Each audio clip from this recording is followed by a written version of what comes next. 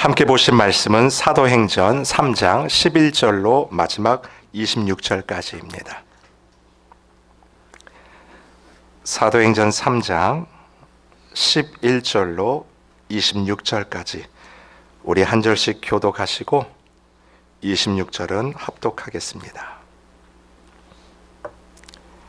나은 사람이 베드로와 요한을 붙잡으니 모든 백성이 크게 놀라며 달려나아가 솔로몬의 행각이라 불리우는 행각에 모이거늘 베드로가 이것을 보고 백성에게 말하되 이스라엘 사람들아 이 일을 왜 놀랍게 여기느냐 우리 개인의 능력과 경건으로 이 사람을 걷게 한 것처럼 왜 우리를 주목하느냐 아브라함과 이삭과 야곱의 하나님 곧 우리 조상의 하나님이 그의 종 예수를 영화롭게 하셨느니라. 너희가 그를 넘겨주고 빌라도가 놓아주기로 결의한 것을 너희가 그 앞에서 거부하였으니 너희가 거룩하고 의로운 일을 거부하고 도리어 살인한 사람을 놓아주기를 구하여 생명의 주를 죽였도다. 그러나 하나님이 죽은 자 가운데서 그를 살리셨으니 우리가 이 일의 증인이라. 그 이름을 믿음으로 그 이름이 너희가 보고 아는 이 사람을 성하게 하였나니 예수로 말미암아 난 믿음이 너희 모든 사람 앞에서 이같이 완전히 낫게 하였느니라. 형제들아 너희가 알지 못하여서 그리하였으며 너희 관리들도 그리한 줄 아노라. 그러나 하나님이 모든 선지자의 입을 통하여 자기의 그리스도께서 고난 받으실 일을 미리 알게 하신 것을 이와 같이 이루셨느니라. 그러므로 너희가 회개하고 돌이켜 너희 죄 없이 함을 받으라. 이같이 하면 새롭게 되는 날이 주 앞으로부터 이를 것이요 또 주께서 너희를 위하여 예정하신 그리스도 곧 예수를 보내시리니 하나님이 영원 전부터 거룩한 선지자들의 입을 통하여 말씀하신 바 만물을 회복하실 때까지는 하늘이 마땅히 그들을 받아두리라. 모세가 말하되 주 하나님 너희를 위하여 너희 형제 가운데서 나 같은 선지자 하나를 세울 것이니 너희가 무엇이든지 그의 모든 말을 들을 것이라. 누구든지 그 선지자의 말을 듣지 아니하는 자는 백성 중에서 멸망받으리라 하였고 또한 사무엘 때부터 이어 말한 모든 선지자도 이 때를 가리켜 말하였느니라. 너희는 선지자들의 자손이요 또 하나님이 너희 조상과 더불어 세우신 언약의 자손이라. 아브라함에게 이르시기를 땅 위의 모든 족속이 너의 씨로 말미암아 복을 받으리라 하셨으니 하나님이 그 종을 세워 복 주시려고 너희에게 먼저 보내사 너희로 하여금 돌이켜 각각 그 악함을 버리게 하셨느니라. 아멘. 오늘은 이 말씀을 가지고 베드로의 두 번째 설교라는 제목으로 함께 말씀을 나누겠습니다. 우리는 지난 시간에 그 나면서부터 걷지를 못했던 한 장애우, 누군가가 그 성전으로 들어가는 미문에 데려다 놓아야지만 그날 하루 벌어서 구걸하여 먹고 살았던 그 거지, 그 장애우가요 정말 하나님, 특별히 예수 그리스도의 이름으로 일어나 걷고 뛰고 하나님을 찬양할 뿐만 아니라 한 번도 들어가 보지 못했던 그 성전으로 뛰어가는 것, 예수 그리스도의 이름의 권세에 대해서 우리가 나누지 않았습니까? 여러분 그 사건을 보고요 난리가 났습니다. 요즘 말로 하면 막 오마이갓이 막 그러지 않습니까? 아니 분명히 어저께도 그 미문에 앉아서 구걸했던 저자 아닌가? 근데 저자가 어떻게 뛰어다니고 어떻게 걸어다니고 어떻게 성전 안으로 들어갈까? 정말 이건 있을 수 없는 일이다. 그래서 이게 삽시간에 소문이 돼가지고요 사람들이 몰리기를 시작합니다. 여러분 이때 예수 그리스도를 믿은 사람이 남자만 5천 명이라고 했어요. 그러니까 성경학자들이 해석하기를 남자만 5천 명이면 여성이나 아이까지 하면 대략 2만 명 정도가 이 사건으로 예수를 믿었다라고 합니다. 여러분, 수많은 사람이 지금 어디에 모였냐면 그 성전에 보면 이방인 뜰 옆에 솔로몬 행각이라고 있어요. 특별히 멋있는 두 기둥들이 쫙 펼쳐져 있는 곳인데 예수님께서도 종종 거기서 말씀을 전하시는 곳입니다. 근데 그곳에 사람들이 수만 명이 모인 거예요. 여러분, 예수를 믿은 사람이 대략 2만 명이라고 치면 그 모인 모든 사람이 믿은 건 아니니까 2만 명 이상이 그 솔로몬 행각에 모였다라는 얘기 아닙니까? 한번 상상을 해보세요. 자, 그리고 그 모인 사람들이 지금 누구한테 주목을 하고 있냐면 베드로에게 주목을 하고 있습니다. 그 뛰어다니던 그 거지에게 주목하는 게 아니라 베드로예요. 왜냐하면 그 장애우의 오른손을 잡아 일으킨 장본인이 바로 베드로 아닙니까? 그러니까 사람들이요, 모든 시선과 집중과 이목이 한꺼번에 이 베드로에게 다 쏠리고 있습니다. 그리고 하나같이 신기한 눈으로 그 베드로를 쳐다보는 거예요. 그 입만 쳐다보는 겁니다. 그때 베드로가야 그 모인 사람들의 마음을 캐치를 합니다. 그리고 이렇게 이야기를 하죠. 여러분 성경 12절을 한번 보시죠. 함께 읽겠습니다. 시작. 베드로가 이것을 보고 백성에게 말하되 이스라엘 사람아, 이 일을 왜 놀랍게 여기느냐? 우리 개인의 권능과 경건으로 이 사람을 걷게 한 것처럼 왜 우리를 주목하느냐? 그러니까 이 말 아니에요? 수만 명이 모여있는 그곳에서 온 집중을 받은 베드로가 딱 하는 말이 뭐냐면 이게 왜 이상한 일로 쳐다보십니까? 그리고 이거는 내 능력이라는 말입니까? 아니라는 말입니까? 내 능력이 아닙니다. 그것을 정확하게 이야기를 하고 있어요. 여러분, 여기서 지금까지 사도행전을 우리가 읽어오면서 하나 공통된 패턴을 하나 발견하게 됩니다. 그 패턴이 뭐냐면 기적, 능력, 역사가 일어나면 그 다음에는 반드시 그 사건을 해석하는 해석과 함께 거기에 맞는 말씀이 함께 선포되어야 한다는 거예요. 여러분, 오순절 성령 강림 사건을 한번 생각해 보십시오. 그때에도 외국에서 왔던 디아스포라 그 유대인들이 갈릴리 사람 그 사도들이 하는 말을 난고방언, 즉 외국어, 자기 외국어로 듣는 기적들을 경험하지 않습니까? 이걸로 끝난 게 아니었어요. 그 사건 이후에 바로 베드로가 일어나서 이 사건이 무엇인지를 구약 성경을 들어서 바로 해석하고 선포를 하죠. 그때 예수를 믿은 사람이 3,000명입니다. 여러분, 성경에요, 기적, 역사, 능력, 이것을 자체적인 목적지로 우리에게 제시한 적이 한 번도 없어요. 와, 신기하다, 놀랍다, 나도 그거 경험해보고 싶다, 이것으로 절대 끝나지 않는다라는 것입니다. 기적과 능력을 보여주실 때는 그것을 경험하는 사람들로 하여금 반드시 진리의 세계로 안내케 하시는 하나님의 의도, 그것이 진짜 목적지라는 거지요. 그 목적지 골이 누굴까요? 바로 예수 그리스도 메시아라는 것입니다. 오늘 본문이 바로 그러한 내용들을 가리키고 있는 거예요. 나면서부터 걷지 못했던 그 장애우를 일으키는 모습을 보고 너무나 신기하며 사람들이 몰려와 베드로에게 주목할 때 베드로는요, 사람들의 그 모든 관심을 누구에게로 집중을 시키냐면 예수님 그분 한 분에게 집중을 시킵니다. 여러분, 이게 설교가 아닐까 싶어요. 이게 복음의 능력이 아닐까 싶습니다. 왜냐하면 사람들은 저마다 자기의 관심들이 있고 자기의 궁금함들이 있고 나의 아젠다들이 있지 않습니까? 실은 우리가 오늘도 이 자리에 모였지만 여러분들도 여러분 나름대로의 형편들이 있고 여러분 다 상황들이 달라요. 우리가 10사람이 모인다면 이 자리의 기도 제목은 똑같지가 않아요. 10가지 이상들이 이 안에 있는 게 어쩌면 너무나 당연하지 않습니까?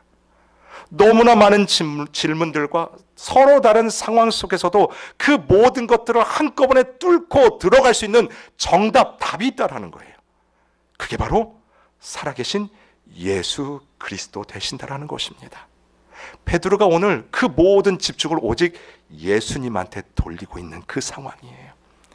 여러분, 이 상황 속에서 베드로가 드디어 두 번째 설교를 선포합니다. 이 설교가 어떤 내용인지를 한번 저와 여러분이 살펴보시고 오늘 저녁에 우리 기도의 제목으로 함께 삼겠는데요. 13절을 한번 보시죠. 제가 읽어드릴게요. 잘 따라오세요. 아브라함과 이삭과 야곱의 하나님, 곧 우리 조상의 하나님이 그의 종 예수를 영화롭게 하셨느니라. 여러분, 이걸 잘 보셔야 돼요.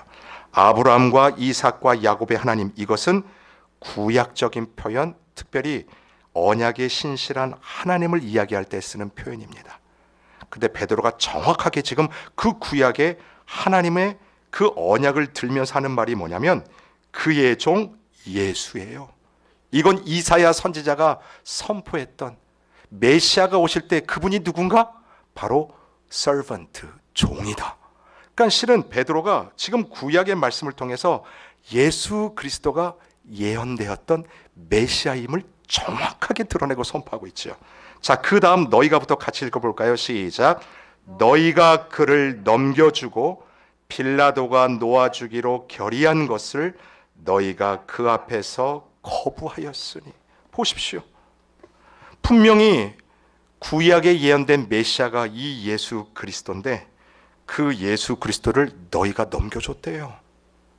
여러분, 총독 빌라도는 예수가 죄가 없는 걸 알았어요. 그래서 놓아주려고 하지 않습니까? 그때 유대 백성들이 들고 일어나서 바라바는 살리고 저 예수는 잡아 죽여라. 그래서 이 빌라도가 어떡합니까? 물을 가져와서 손을 씻어요. 자기는 이 일과는 전혀 관계가 없다라는 그 표현을 합니다. 근데 여러분, 그런다고 죄가 없어지나요? 우리가 사도신경을 고백할 때 뭐라고 합니까? 빌라도에게 고난을 받으사 십자가에 못 박혔다라고 얘기하지 않습니까? 바로 그 빌라도예요. 여러분, 성난 유대인들이 예수를 죽여라, 죽여라, 넘겨달라, 그 이야기를 하면서 14절과 15절 베드로가 이렇게 설교를 이어가지요. 읽습니다. 같이 읽습니다. 시작. 너희가 거룩하고 의로운 일을 거부하고 도리어 살인한 사람을 놓아주기를 구하여 생명의 주를 죽였도다. 거기까지요. 예수를 누가 죽인 줄 아느냐? 바로 너희들이 죽였다. 너희가 예수를 죽인 살인자들이다. 이게 베드로의 설교예요. 여러분, 실은 거기 모여있는 유대인들의 폐부를 찌르는 정말 날카로운 칼을 던지는 그 현장을 우리가 지금 보고 있습니다. 구약시대 때 에스더가 그랬지요. 왕 앞에 나갈 때 내가 죽으면 죽으리라. 한 번도 아니고 몇 번을 통해서 내가 죽으면 죽는다는 그 각오를 가지고 나갔던 그 왕비처럼 실은 오늘 이 말씀을 선포하는 베드로는 그 심정을 가지고 있습니다. 근데 실은 베드로가 이 살인에 대한 이야기는 오늘 처음 한 것이 아니에요. 오순절 성령 강림 그때도 똑같은 이야기를 하지 않습니까? 하지만 그때 청중들은 다릅니다. 대부분이 이 외국에서 온 디아스포라 유대인들, 그러니까 예수님이 십자가에 달려 돌아가셨을 때 거기 없었던 자들이 대부분이에요.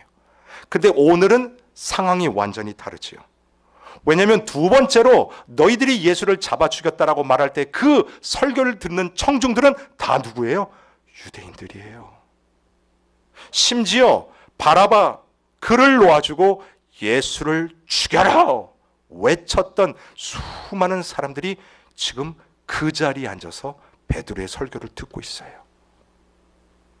몇십 명이 아니고요, 수많은 사람들이 확 돌아서서 돌을 들고 베드로에게 던질 수 있는 그런 상황 속에서 선포되어지는 메시지가 뭐예요?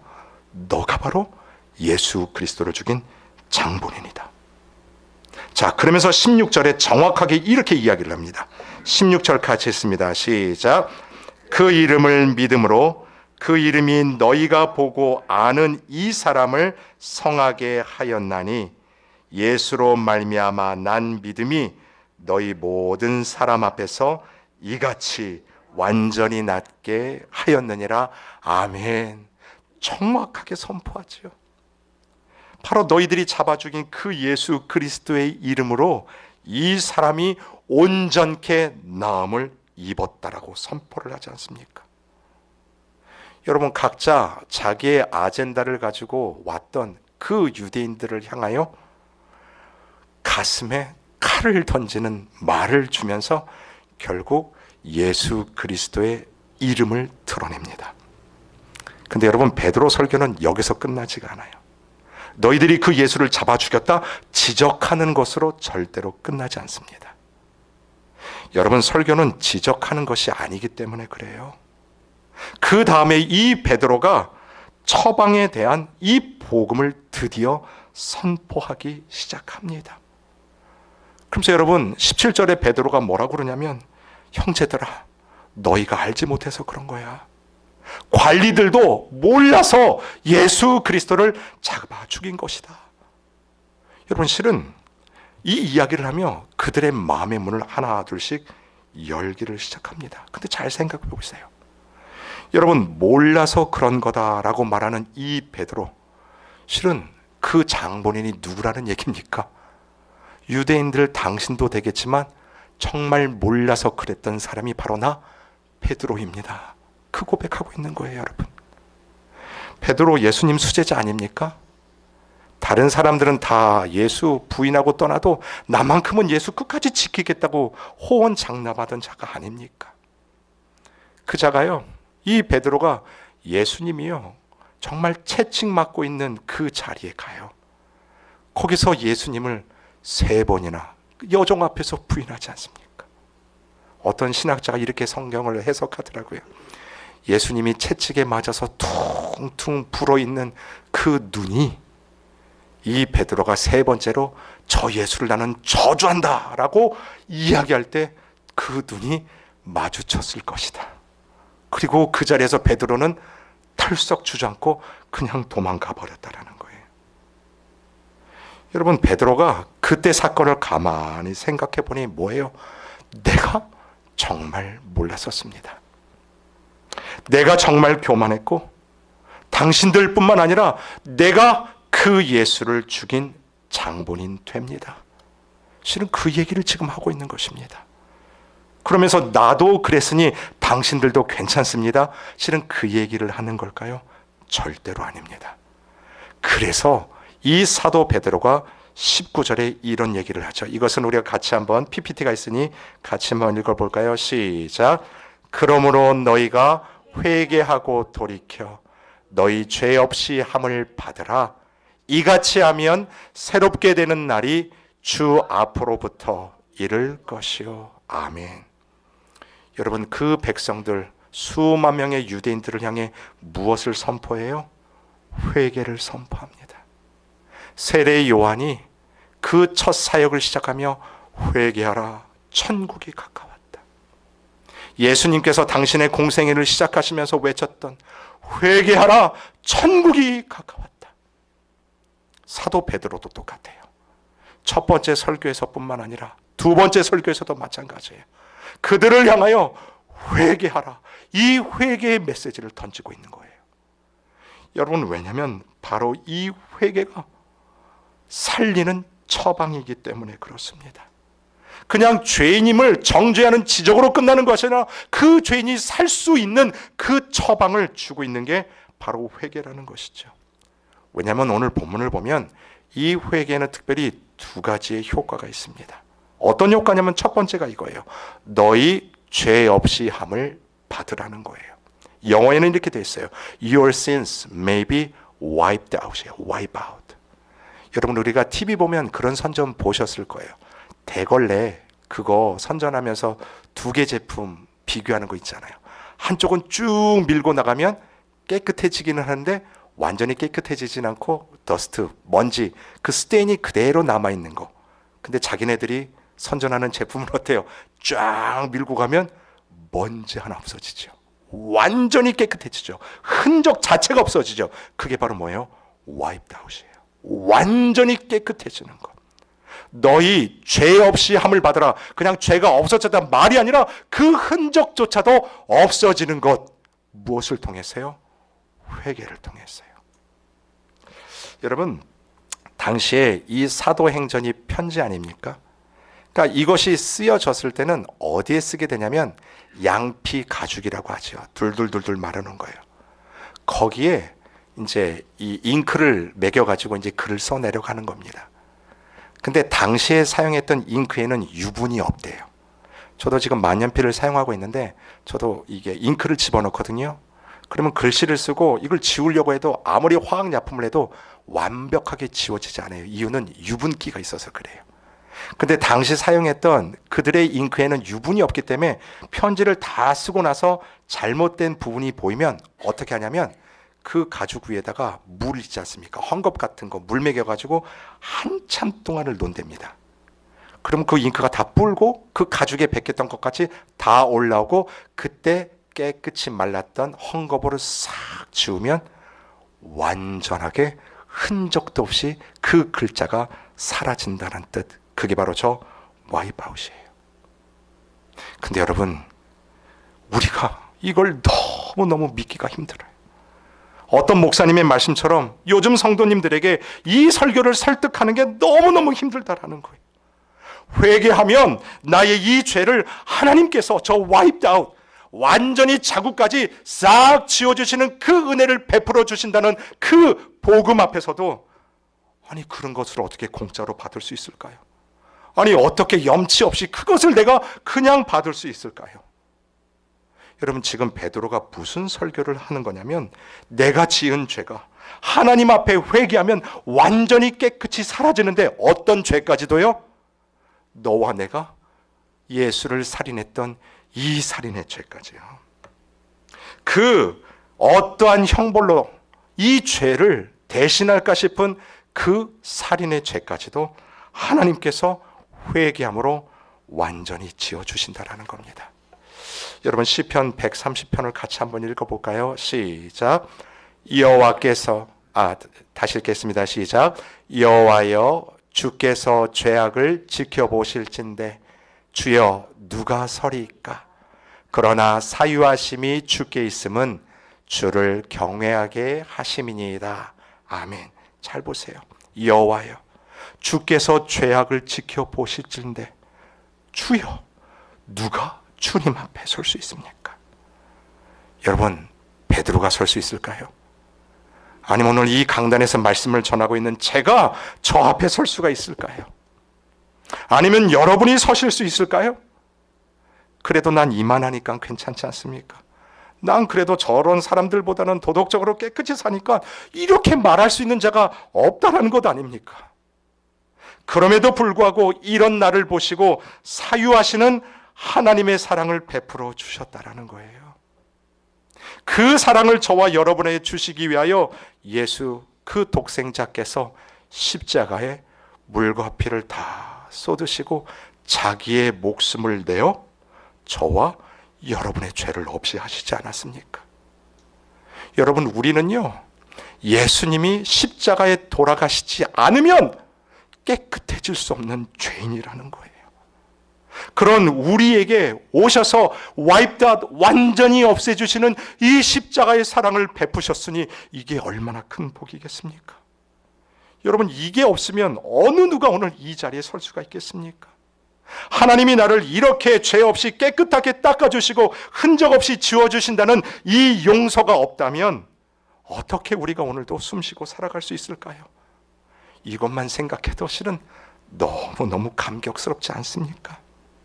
하나님이 나의 죄를 그렇게 깨끗하게 씻어주신다는 이 용서의 선언 때문에 오늘도 내가 살아가는 것이고 오늘도 내가 주의 일을 하는 것이고 이런 용서에 대한 확신이 있기 때문에 형제 자매를 보면서 하나님 앞에서 당신과 내가 서로 주 예수의 십자가 안에서 용서받은 그 사람이라는 것을 서로 부둥켜 안고 살아가는 것 아닙니까? 그걸로 서로 이해하는 거예요. 그걸로 서로를 안아주고 서로 그 신앙의 길을 오늘도 십자가 단단히 붙잡고 주님 앞에 가는 그 길이에요. 여러분, 이게 회개를 통해서 예수 그리스도 이름의 십자가의 은혜 때문에 저와 여러분에게 주신 그 길, 오늘도 그 길을 당당히 걸어갈 수 있는 저와 여러분이 되시기를 주님의 이름으로 축원을 드립니다. 그 은혜로 살 뿐만 아니라 회개의 두 번째, 정말 하나님의 놀라운 은혜가 뭐냐면 바로 이거예요. 복을 주신다라고 이야기를 합니다. 여러분, 우리가 왜 회개를 해야 되냐면, 회개 안 하면 하나님이 벌 주시고 그 때리는 매 피하기 위해서 그것 때문에 회개하는 것이 아닙니다. 회개하는 저와 여러분에게 와이프드 아웃, 완전히 깨끗이 하심을 통해 하나님이 주신 그 언약들이 비로소 저와 여러분을 통해서 이루어지는데, 그게 뭐예요? 복의 근원이라는 것입니다. 우리 성경을 한번 그것을 확인해 볼까요? 우리 베드로의 설교인데 오늘 한번 22절을 한번 보세요. 22절 제가 읽어드립니다. 모세가 말하되 주 하나님이 너희를 위하여 너희 형제 가운데서 나 같은 누구예요? 선지자 하나를 세울 것이니, 이 선지자 하나가 누굴까요? 바로 약속으로 주신 예수 그리스도입니다. 24절은 같이 읽습니다. 시작. 또한 사무엘 때부터 이어 말한 모든 선지자도 이때를 가르쳐 말하였느니라. 이때를 가리킨 게 뭐예요? 바로 메시아 그때를 말하는 거예요. 때문에 25절도 같이 읽습니다. 시작. 너희는 선지자들의 자손이요 또 하나님이 너희 조상과 더불어 세우신 언약의 자손이라. 아브라함에게 이르시기를 땅 위의 모든 족속이 너의 씨로 말미암아 복을 받으리라 하셨으니. 아멘. 예수님 그 복의 씨예요. 하나님께서 아브라함에게 약속하셨지요. 어디를 가든지 너의 자손을 통해 복의 근원이 되게 할 것이다. 그 아브라함의 씨를 통해 결국 메시아 예수 그리스도까지 이르지 않습니까? 그리고 그 은혜는 오늘 예수 그리스도 앞에 회개하며 그 복음 들고 나가는 저와 여러분을 향한, 그리하여 이 복은 우리대로 끝나는 게 아니에요. 그리고 우리 안으로 가둬둘 수 있는 것도 아니죠. 오늘도 회개함으로 이 하나님이 주신 그 복의 근원의 약속을 믿고 저와 여러분이 오늘도 복음을 들고 세상으로 나가야 된다라는 것입니다. 오늘 이게 사도 베드로의 설교의 결론이에요. 오늘도 이 복음을 들고 용서받은 자로서 이 복음을 전하는 복의 근원 전달자로 살아갑시다. 사랑하는 성도 여러분, 오늘 이 은혜로 저와 여러분이 주님 앞에 나와 오늘도 이 기도의 자리에 나왔습니다. 여러분들이 어떤 아젠다를 가지고 나오셨던지 그 속에서 누구를 찾으셔야 되냐면 예수님을 찾으셔야 돼요. 그 예수님이 여러분의 삶을 어떻게 드라이브 하시고 열어가시는지를 여러분들이 한번 묵상하시면서 바라보십시오. 그리고 회개로 함께 나아갑시다. 회개받은 서로의 사랑을 확인하는 그 가운데 이 복음이 복음이 되고, 교회가 교회되고, 성도가 성도가 되는 삶, 그 삶 속에 살아가는 저와 여러분 되시기를 주님의 이름으로 축원을 드립니다. 아멘.